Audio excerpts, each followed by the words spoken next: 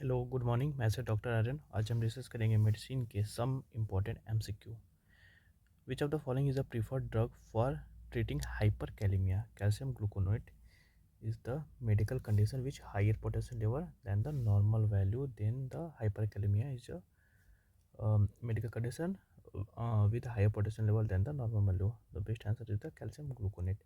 The causes of hyperkalemia include kidney dysfunction. क्या क्या करता है? Kidney dysfunction, a diet rich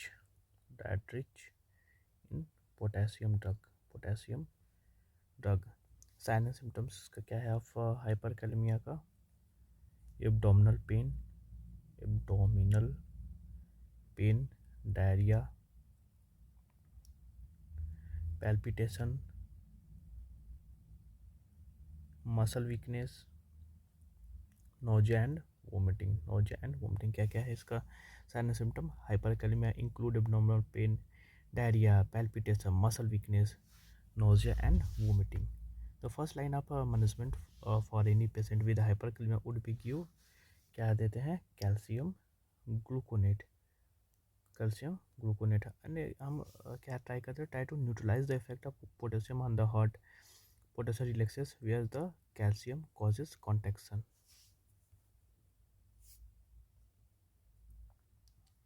But we can use both calcium gluconate and calcium chloride.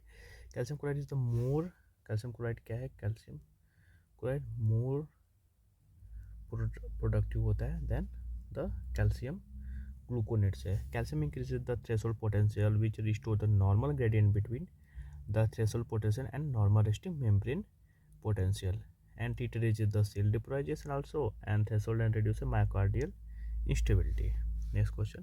A man was diagnosed with myocardial infarction. He was given LT-plus fibrinolytic therapy. After 5 minutes of starting it, he again developed shortness of breath and chest pain. ECG showed more than 3 consecutive premature ventricular contraction. Heart rate of less than 100 ppm. What is the most probable diagnosis?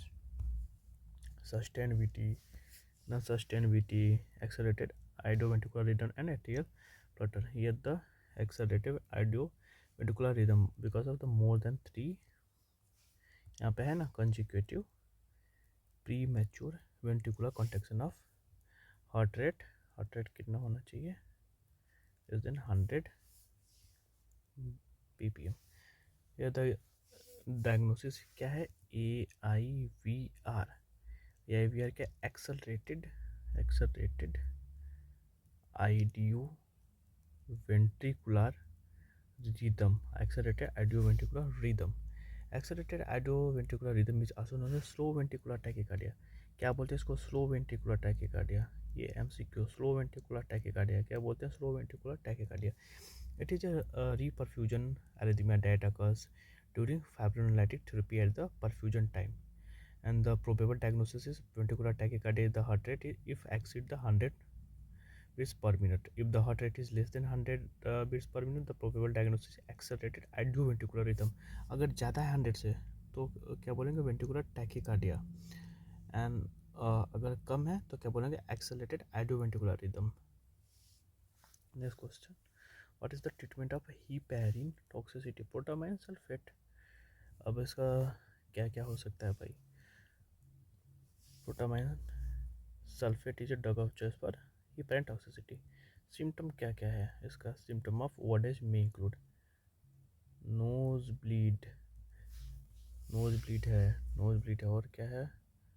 Blood in urine है और क्या?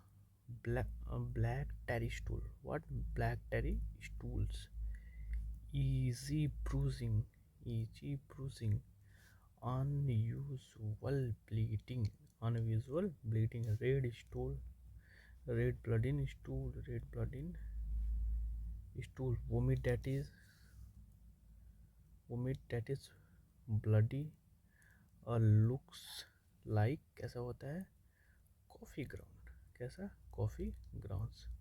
क्या क्या symptoms of orders में include nose bleed, blood in urine, black tarry stool, easy bruising, unusual bleeding, red blood in stool, vomit that is bloody or looks like coffee ground. A 65-year male present with an episode of chest pain and sweating one day back. He has had a history of diabetes and hypertension for 10 years. ECG shows pathological Q waves in anterior chest lead. Cardiac troponin are elevated. Which of the following drug is not given management of the patient? Aspirin, statin, thrombolytic therapy and morphine. इसका main क्या है? Thrombolytic therapy. Here the case consistent with the late presentation of myocardial infarction. A history of acute chest discomfort in a patient with typical cardiovascular risk factor.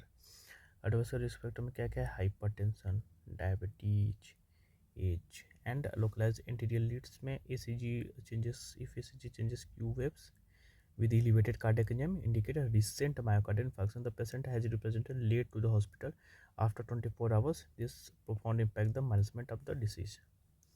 Next question. A 29-year-old female present with a 2-week history of fever, shortness of breath and weakness. She has a long-standing history of intravenous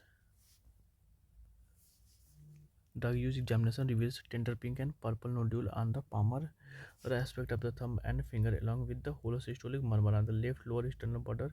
That increases inspiration. Which of the following is one of the major criteria used in the diagnosis of infective endocarditis? Splenomegaly, hemiplegia, clumping, blood culture and blood culture positive. The best answer is blood culture positive. Because the patient present with fever and shortness of breath most likely has क्या? Infective endocarditis. अब the examination we find of tricuspid क्या आता है? Regurgitation. tricuspid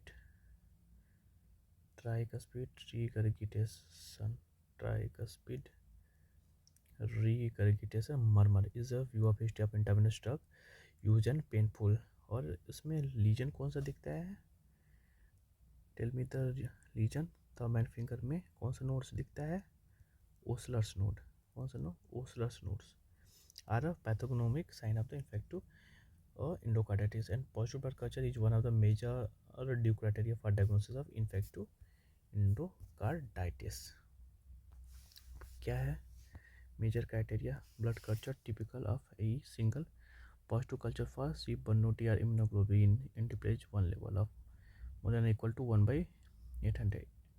echocardiogram positive of IE. New valvular regurgitation minor में predeposition hot air condition injected drug use. Fever more than 38 degrees of vascular phenomenon. Immunologic phenomena including rheumatoid factor. Microbiologic evidence. Positive blood culture not meeting major criteria or serological evidence of active infection. So today that's all. Thank you and keep revising.